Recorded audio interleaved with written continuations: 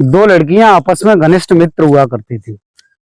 वो सिर्फ घनिष्ठ मित्र ही नहीं थी, बल्कि एक से दूसरे की इतनी गहरी मित्रता थी कि वक्त आने पर एक दूसरे के लिए जान भी दे सकती थी। और ये मित्रता, अगर हम इन लड़कियों की बात करें तो ये सामान्य लड़की नहीं, बल्कि ये कॉल गर्ल्स थी।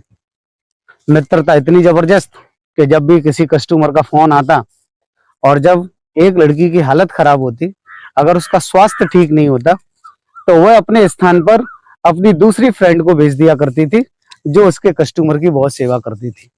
लेकिन एक दिन एक व्यक्ति के पास उसकी कॉल गर्ल के रूप में एक ऐसी लड़की पहुंचती है जो कि सिर्फ एक कॉल गर्ल नहीं, बल्कि उसके परिवार का एक हिस्सा थी।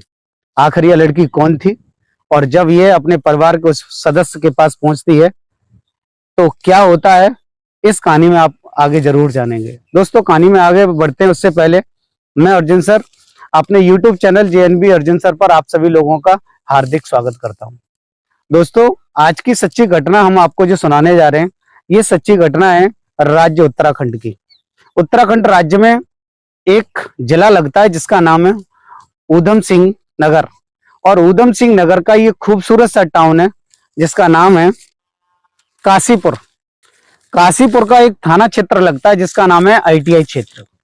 इसी थाना क्षेत्र के अंतर्गत रहने वाला एक व्यक्ति होता है और वह व्यक्ति एक दिन महिलाओं का सेक्स रैकेट चलाने वाली जो उसकी लीडर होती है उसके पास वह पुरुष फोन करता है और फोन करके उस महिला से कहता है कि मैडम, आज मेरा मस्ती करने का मूड है, तो मुझे एक सुंदर सी लड़की चाहिए। तो वह महिला उसको बताती है कि लड़की, हमारे पास बहुत सारी लड़कियां हैं और अगर आपको जैसी लड़की चाहिए उसके हिसाब से आपको पैसा देना पड़ेगा। तो वह लड़का उस काशीपुर की निवासी जो महिला थी उस महिला से कहता है कि मुझे बहुत खूबसूरत लड़की चाहिए, डिमांड जो आप करो, लड़की जो मैं पसंद करूं। हुआ भी ऐसा ही। उस योजना के मुताबिक उस महिला ने उस पुरुष के पास लगभग 15 से 20 कॉल गर्ल्स के फोटो भेजे। जब वो पुरुष अपने व्हाट्सएप पर उन लड़कियों के फोटो चेक करता है तो हालांकि वो सभी की सभी लड़कियां बहुत खूबसूरत थी, बहुत सुंदर थी, लेकिन उसने उन सभी लड़कियों को रिजेक्ट कर दिया। और उसने एक बार फिर कॉल करके उस महिला से कहा कि आपने जिन लड़कियों की तस्वीर मेरे पास भेजी है उनमें से मुझे किसी भी महिला के साथ शारीरिक संबंध नहीं बनाना, मुझे कोई मौज मस्ती नहीं करनी। अगर आपके संपर्क में और कुछ महिलाएं हों तो आप उनके फोटोग्राफ्स भेजिए। उसके बाद उस महिला ने 5 से 6 लड़कियों के और फोटोग्राफ्स भेजे, जिनमें से एक लड़की के फोटोग्राफ को वह पुरुष पसंद कर लेता है और उस महिला से कहता है कि मैंने इस लड़की को पसंद कर लिया है और आप इस लड़की को मेरे रूम पर भेज दीजिएगा।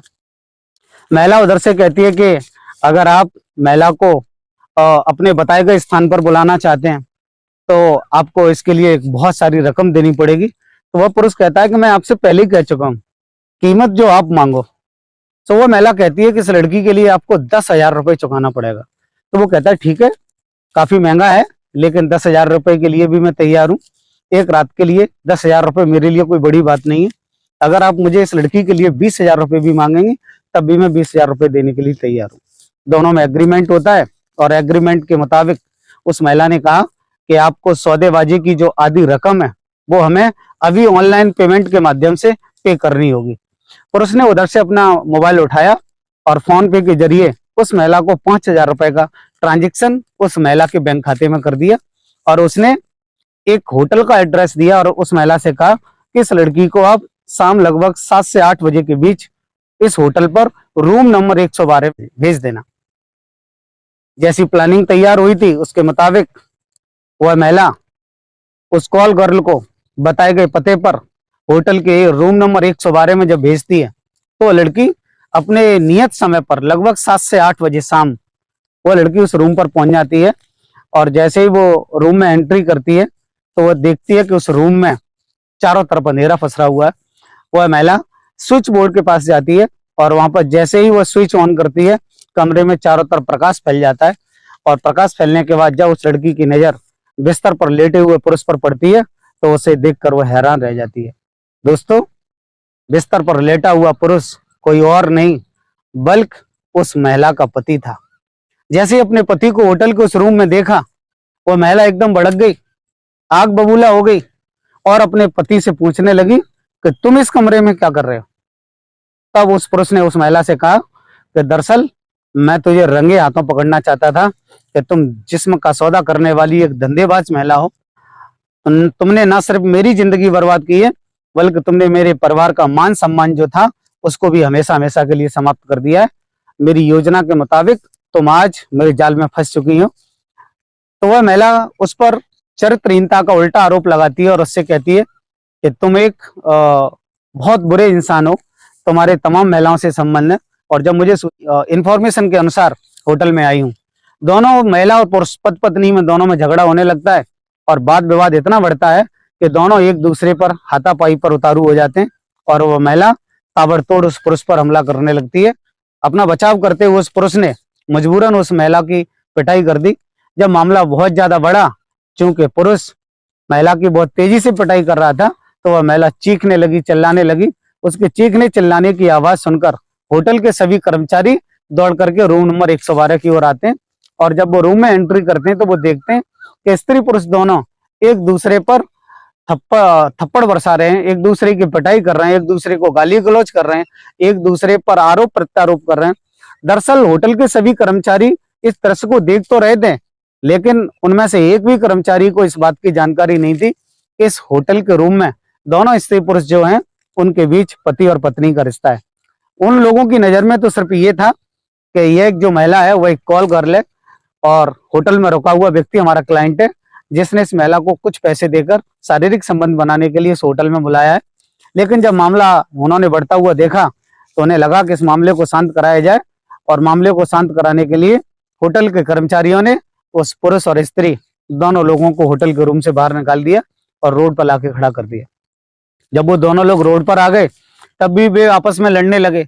देखते देखते वहां पर लोगों का झुंड जमा हो गया और जब बहुत सारी भीड़ जमा हो गई तो उसी भीड़ में से किसी एक व्यक्ति ने अपने मोबाइल को निकाला और पुलिस का नंबर डायल करके तुरंत पुलिस को इन्फॉर्मेशन दी और कुछ ही समय में पुलिस की गाड़ी वहां आ जाती है और उन दोनों को बिठाकर थाने ले जाती है। जैसे ही थाने में तो वह स्त्री और पुरुष दोनों लोग पहुंचते हैं तो पुलिस उस पुरुष से पूछताछ करती है कि आखिर तुमने इस महिला की पिटाई क्यों की। तो वह पुरुष पुलिस को उस घटना का जो खुलासा करता है वो एक ऐसी कहानी सुनाता है दोस्तों, जब आप उस कहानी को सुनेंगे तो आप भी दांतों तले उंगली दबा लेंगे, सोचने पर मजबूर हो जाएंगे कि भला एक औरत अपने पति के साथ, अपने ससुराली पक्ष के साथ कैसे धोखा कर सकती है। दरअसल हुआ कुछ ऐसा, उस पुरुष ने बताया कि साहब इस महिला के साथ लगभग 3 से 4 वर्ष पहले उसकी शादी हुई थी। जब शादी हुई तो शादी के 1, 2, 3 महीने तक तो लगभग ठीक ठाक चलता रहा, ये महिला ससुराल में रुकती रही। लेकिन 3 से 4 महीने बाद इस महिला का जो व्यवहार था उसके व्यवहार में बहुत बड़ा परिवर्तन आया और ये ससुराल में रहने की बजाय अपने मायके में रहने लगी, अपने पिता के घर में रहने लगी। इसके गांव के लोगों ने मुझे सूचना दी कि जो आपकी पत्नी है यह जिस्म का सौदा करने वाली एक धंधेबाज महिला है। जब उन लोगों ने ये बात मुझसे कही तो वह पुरुष बताता है कि साहब मुझे यकीन नहीं हुआ कि मेरी पत्नी ऐसा कैसे कर सकती है। लेकिन जब उन लोगों ने ज्यादा जोर डाल के कहा तब कहीं ना कहीं मेरी शक की सुई घूमी और मुझे लगा कि जब तक मैं इस महिला को रंगे हाथों नहीं पकड़ लेता तब तक मैं लोगों की बात पर यकीन नहीं कर सकता। और वह पुरुष पुलिस को बताता है अपना बयान दर्ज कराते हुए कि साहब एक दिन की बात है, मैं अपने किसी काम से बाजार गया हुआ था, तभी एक महिला से मेरी मुलाकात होती है। ये जो महिला थी वह उसकी पत्नी की एक फ्रेंड थी और इतनी घनिष्ठ फ्रेंड थी कि वह अपने कस्टमर को भी एक दूसरे के साथ शेयर करती थी। तो जब बाजार में उस महिला के साथ मुलाकात हुई तो वह महिला उस पुरुष को बताती है कि तुम्हारी जो पत्नी है वह चरित्रहीन महिला है, वह सेक्स रैकेट में धंधा करती है। तो वह पुरुष कहता है कि आप कैसा मेरी पत्नी पर आरोप लगाती हूँ, ऐसा तो हो ही नहीं सकता। तो वह महिला कहती है कि मैं आपको विश्वास दिलाती हूँ, मैं जो कह रही हूँ वो बिल्कुल सच है, क्योंकि वह मेरी फ्रेंड है, मैं स्वयं धंधा करती हूँ, आपकी पत्नी भी धंधा करती है। तो वह पुरुष कहता है कि मैं कैसे यकीन करूं कि आप जो कह रही हैं वो सच है। तो इस सच को साबित करने के लिए वह महिला काशीपुर की रहने वाली एक दूसरी महिला का नंबर देती है जो सेक्स रैकेट चलाती थी। जब वह व्यक्ति उस नंबर को लेकर के पर्ची बनाता है और अपने पॉकेट में रख लेता है और जब शाम को वो जब घर पहुंचता है तो वह सेक्स रैकेट चलाने वाली काशीपुर की उस महिला से फोन करता है और उससे कहता है कि साहब आज मेरे शाम का समय है और मेरा मस्ती का मूड है, मुझे मस्ती करने के लिए एक सुंदर सी लड़की चाहिए। तो वह उधर से आवाज आती है कि लड़कियां तो हमारे पास बहुत सारी हैं, और वह उन लड़कियों को दिखाने के लिए उसके मोबाइल पर 10 से 15 फोटोग्राफ्स भेजती हैं, जिनको वह रिजेक्ट करता है। और फाइनली वह उस लड़की को सिलेक्ट करता है जो उसकी पत्नी थी, क्योंकि उसने उस लड़कियों के साथ संबंध नहीं बनाना था, क्योंकि वह तो अपनी पत्नी को रंगे हाथों पकड़ना था।